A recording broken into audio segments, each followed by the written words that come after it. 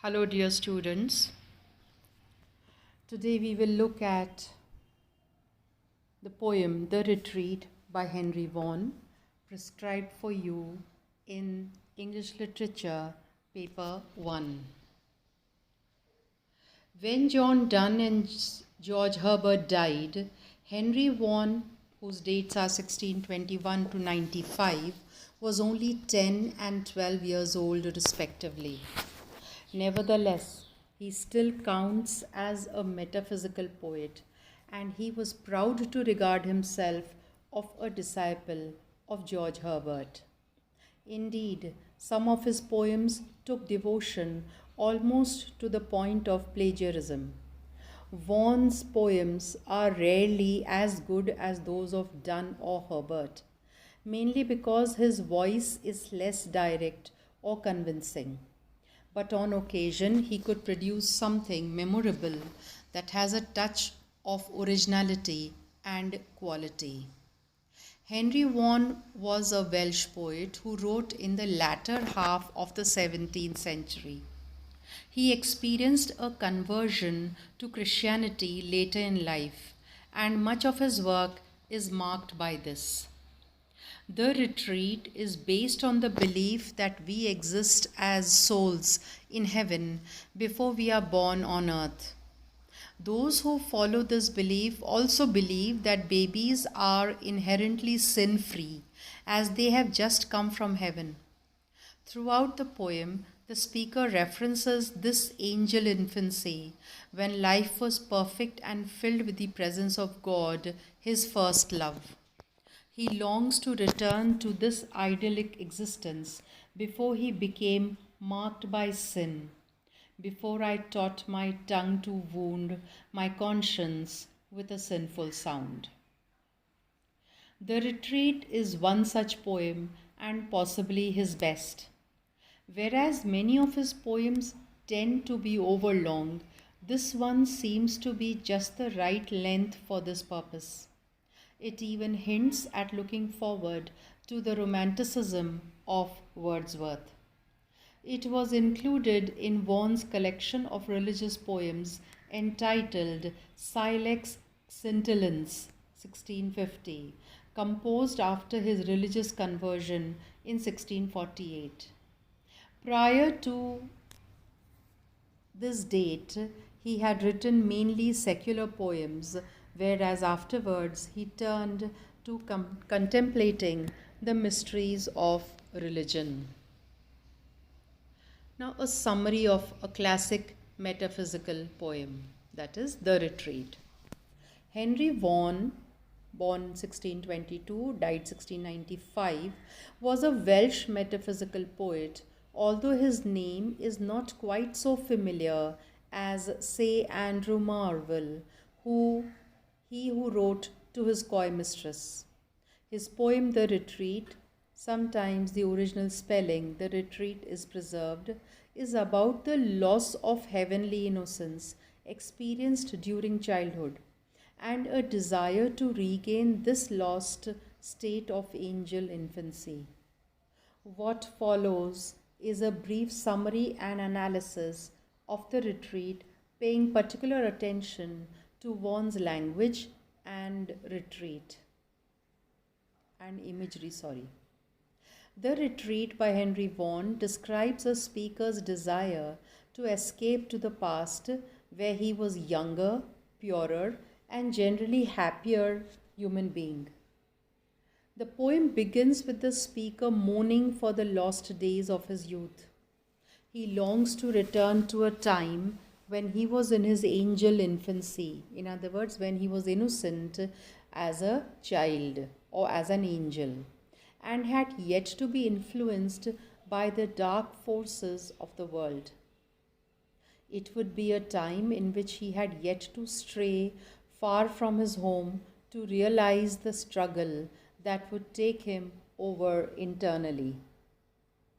In the present day, he worries about his own emotions and the sinful nature of them. He is concerned over his own being in a way which was not even considered when he was young. In the final lines, the speaker describes the end of his life and how he will return to the dust of the earth. This will be the penultimate ending for a man who longs for his previous life. In summary, the retreat focuses on the double meaning of the word retreat, both a place of refuge and the act of withdrawal. Childhood is viewed by Vaughan as a happy place, a world of innocence and bliss, which the adult Vaughan has lost sight of. Vaughan talks of his mortal life as his second race, suggesting that our life on earth follow on from a previous heavenly existence which we have enjoyed before our birth. In those early days of his life, Vaughan found it easy to fill his soul with a white celestial thought. Indeed, such heavenly thoughts were the only ones he was capable of having.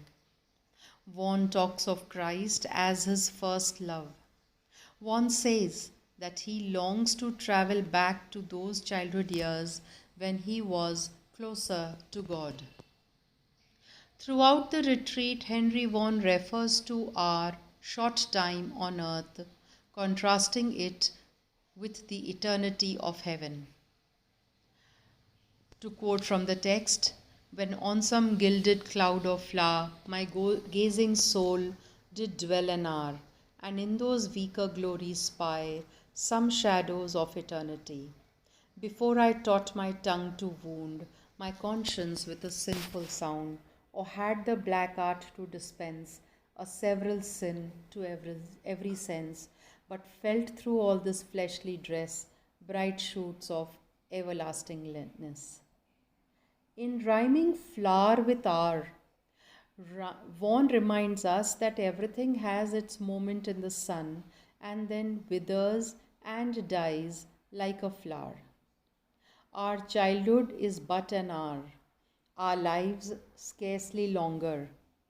Yet the couplet that follows, crowned with eternity as it is, reminds us that, for Vaughan at least, there is something much vaster in the world, or rather,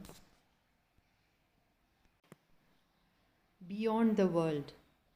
Before he had grown a bit older and started sinning, Vaughan tells us he felt the bright shoots of everlastingness. These bright shoots are to be contrasted with the flower we encountered a few lines before. These shoots will not wither away and die. Vaughan concludes the retreat by saying that whereas many people prefer to think in terms of progress, looking forward to the future, he prefers to look back to this earlier time when he was in touch with heaven and glimpsed the eternity of the afterlife and indeed what we might call the before life. Vaughan then ends by saying that if he looks forward to anything, it is to returning to the dust of which he was constituted before his birth, a reference to the biblical image of man being made from dust to which he is returned when he dies. This is most familiar to us these days through the burial of the dead from the Book of Common Prayer, ashes to ashes, dust to dust. Henry Vaughan acknowledged the earlier devotional poet George Herbert as an important influence on his own work, writing that Herbert's holy life and verse gained many pious converts, of whom I am the least. Herbert and Vaughan are both associated with the metaphysical poets, who use extended metaphors to explore complex psychological, philosophical, and religious ideas. But there is also a delicate and careful deployment of language in the retreat. Look at how fancy in line 5 softly picks up on infancy from 3 lines earlier, suggesting the light and carefree time of fancy that is our infancy. Fancy means imagination, and infancy means childhood. The retreat is almost proto romantic, evoking Thomas Hood and William Wordsworth, among others, in its nostalgic vision of childhood as a time of innocence, bliss, and spiritual wholeness. Henry Vaughan may have written about looking backwards in the retreat, but as this analysis has endeavored to show, in a curious way, this poem sees him looking forward to or anticipating a future movement in English literature. The retreat is 32 lines long, split into two parts. Stanza does not seem appropriate here. The 8 syllable lines, that is iambic tetrameters to be technical, form rhyming couplets. The idea behind the poem is the theological concept that the human soul existed before birth in a state of grace, and that life on earth is merely an interval before it can return whence it came. This is captured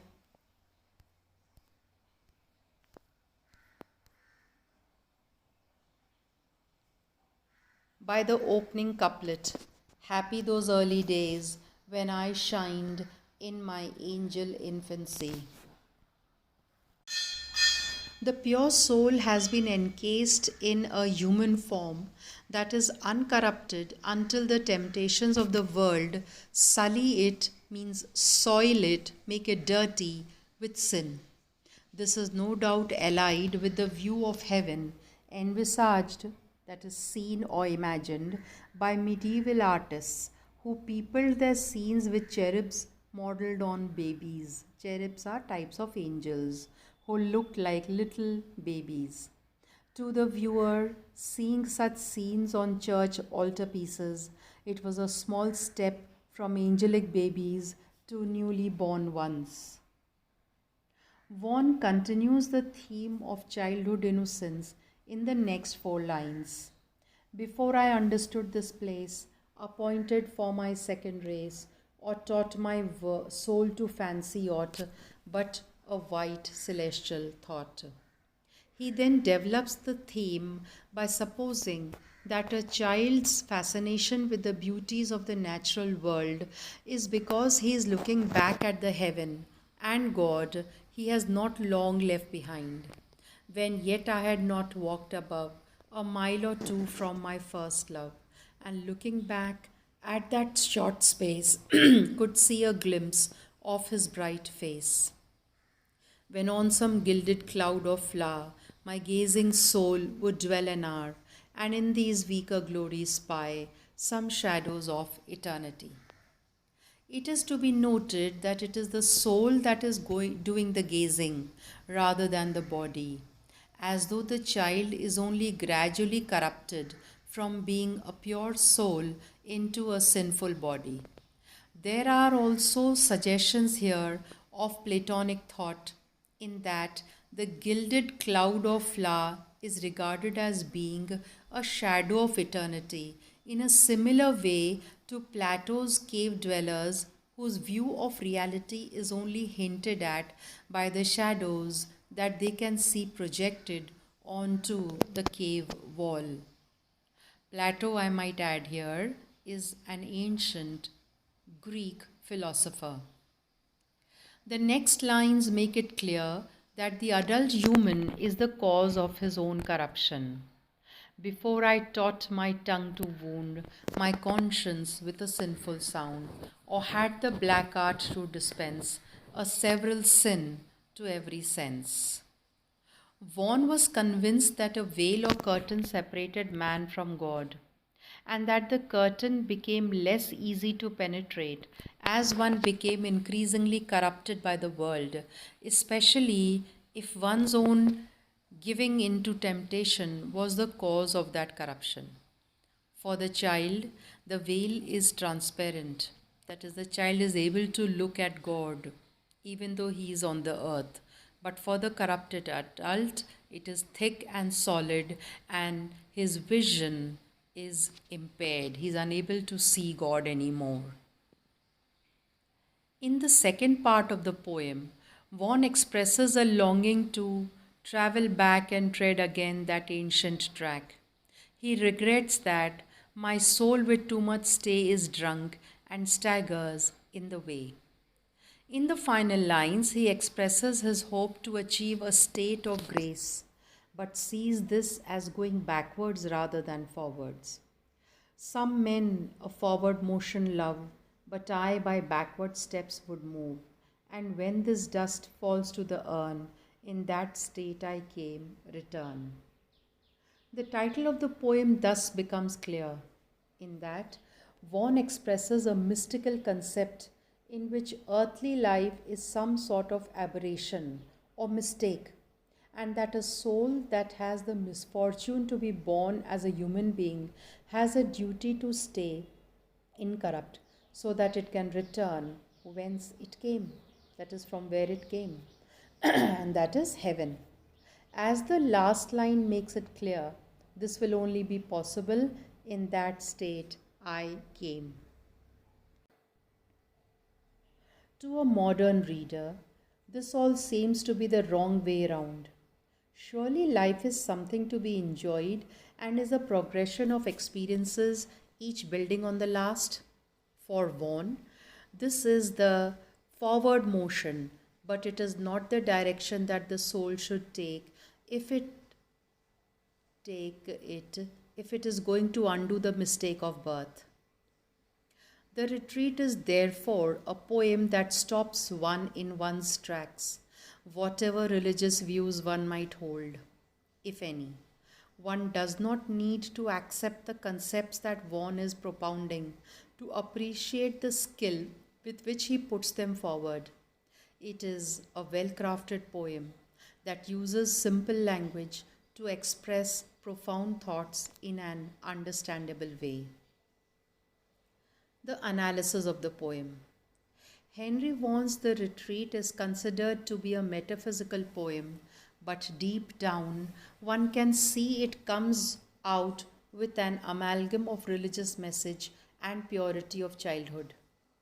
Vaughan has divided life into two phases, that is, innocence and experience. Until we are a child, we are innocent and near to God. But as we grow up, our taste drastically changes in accumulating mundane, meaning ordinary things, without thinking of its result.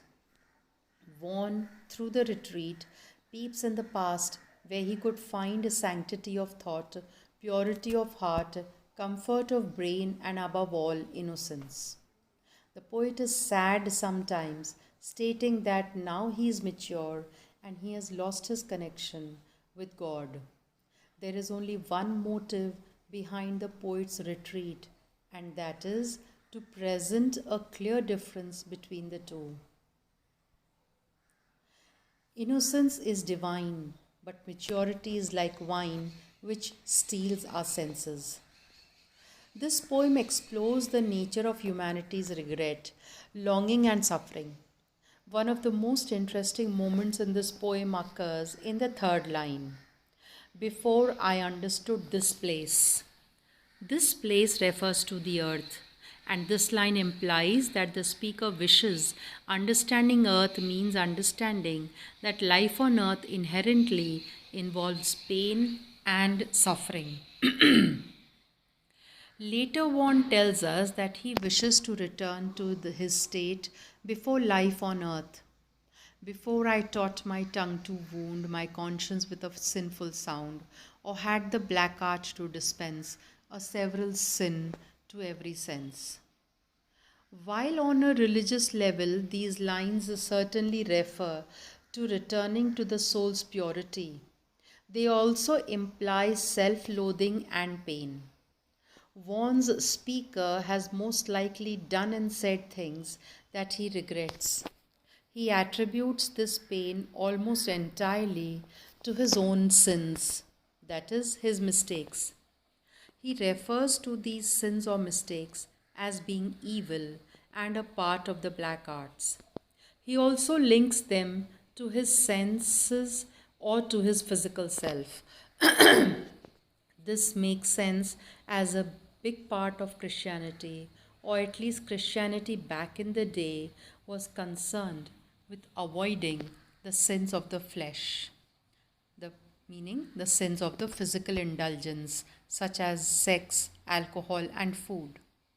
This led to a lot of shame surrounding one's physical body. Thus, this poem deals with not only a longing to return to the soul's pure state with God, but also with a very human speaker who is full of pain and regret. In this poem, Henry Vaughan is bemoaning his sins and wishing that he could go back to a purer state, one where his soul was free from sin. In the poem, he talks about how, before this life, his soul was pure and sinless. This comes from a belief of some Christians that souls have such an existence before being born in bodies on this earth. He contrasts that pure state with his state on earth, where he was a different kind of sin of every sense in his body, where he has.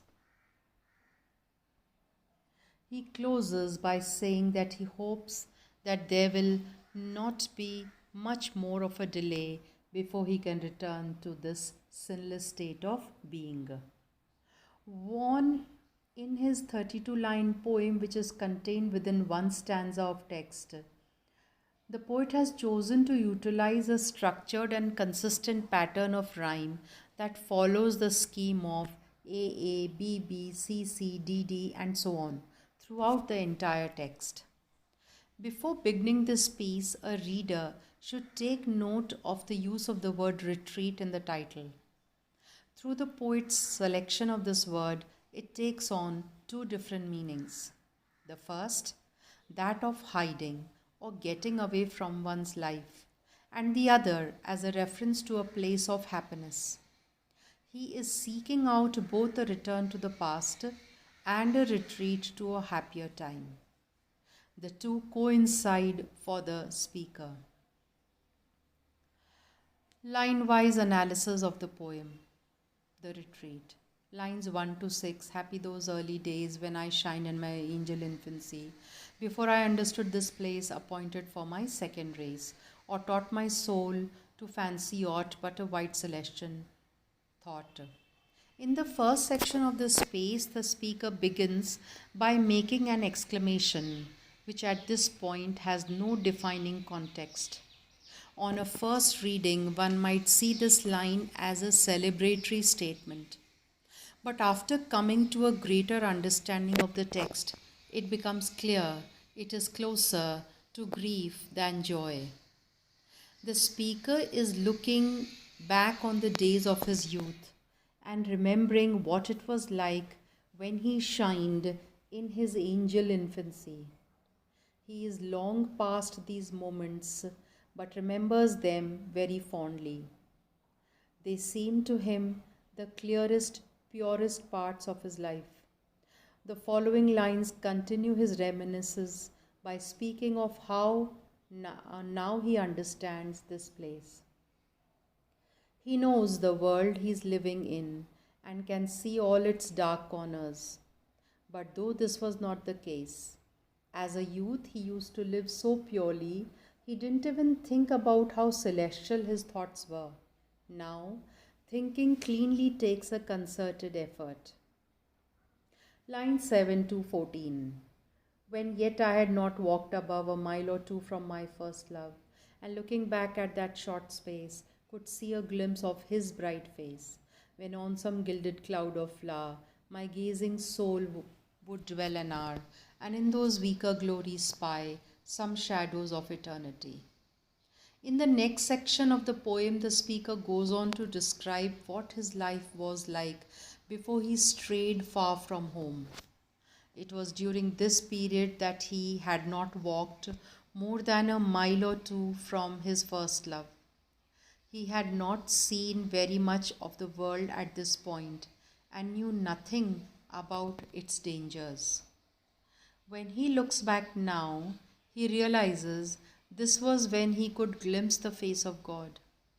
It was only for a short span this was possible, and in moments in which he gazes upon a gilded cloud of flower. When he was young, he could spend an hour simply contemplating the beauty of the natural world. In the final lines of this section, he speaks on the glimpses of eternity he caught in these moments. There are only shadows. They are only shadows, but they felt infinitely important to him. Lines 15 to 20. Before I taught my tongue to wound my conscience with a sinful sound, or had the black art to dispense a several sin to every sense, but felt through all this fleshly dress bright shoots of everlastingness. In the next section, the poet continues on the same path of describing the life he used to lead when he was young. The speaker is remembering the years of his life, which were not marked by his tongue wounding his own conscience. He did not worry about what was morally right or wrong. He simply lived as a young person. This is expanded upon in the next lines, in which he speaks of black art tainting, meaning damaging emotions. Before he aged, he did not worry about how he felt and if it was sinful. Now, though, the nature of his own emotions bother him. This has been brought on by the teachings of society and perhaps religion. Rather than experience these guilty thoughts about his own life, he felt within his fleshly dress or body shoots of everlastingness. It seemed to his younger self that he would live forever in a perpetual state of youth. Lines 21 to 26. Oh, how I long to travel back and tread again that ancient track, that I might once more reach that plain where first I left my glorious train, from whence the enlightened spirit sees that shady city of palm trees. The next part of the poem takes a turn. He stops reminiscing and instead expresses his general longing for the past. He makes another exclamation, stating, "Oh, how I long to travel back to the past." The speaker would rather live in the past and walk again on that ancient track than live as he does now. That ancient track meaning the path in heaven. If he could return, he might have a chance of reaching that plain, that is heaven, where he left his glorious train. He would hope to recover his previous state of being. He knows exactly where he left it to, on the hill, alongside the enlightened spirit. The spirit, which represents his youth, is able to see the shady city of palm trees from where it rests. Lines 27 to 32. But my soul with too much stay is drunk and staggers in the way. Some men a forward motion love, but I by backward steps would move. And when this dust falls to the urn, in that state I came, return. In the last 6 lines, the speaker mourns for what he will never have again. He has become drunk with his own longings and remembrances. The speaker knows that it is not a healthy way to live, as he will stagger about his life without a purpose. This fact does not keep him from changing his opinion. He knows he is unlike other men. He loves the backward steps rather than the forward motion. In the final 2 lines, he speaks about his own death. It will be the ultimate returning as he resumes the form of dust. His body will return to the earth and become again what it was before he was born. And with this, we end the poem, The Retreat by Henry Vaughan. Thank you.